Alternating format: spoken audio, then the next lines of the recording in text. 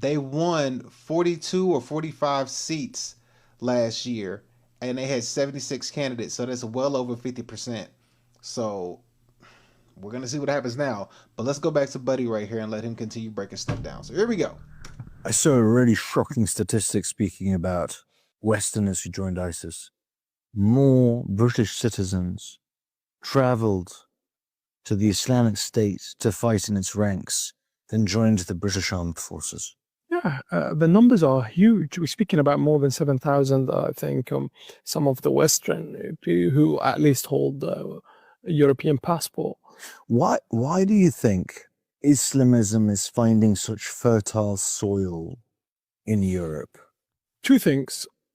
Well, various things, to be honest, not the two things. But the first thing is the fact that there is they abuse the freedom of speech. So what they do, they use the freedom of speech.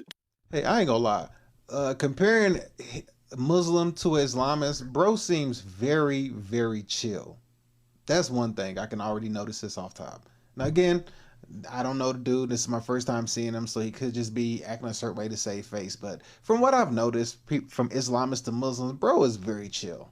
To justify anti-Semitism, for example.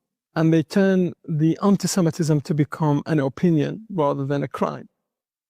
Sure. So that space of freedom, but the fact that Europeans or the West need to understand these Islamists right now, they know their era. They know this problem that you're having. Yes, it's not, the problem is not with the freedom of speech. The problem is that there is an evil inside your society now, is becoming a member of your society, using that policy of freedom of speech to abuse it and to destroy your society, to the liberals, the liberal mindset. They figured it out. They see like, oh, we have an agenda. Like I was saying earlier, they're utilizing the evil that the liberal people have in their mindset. But at the same time, like I always say, it's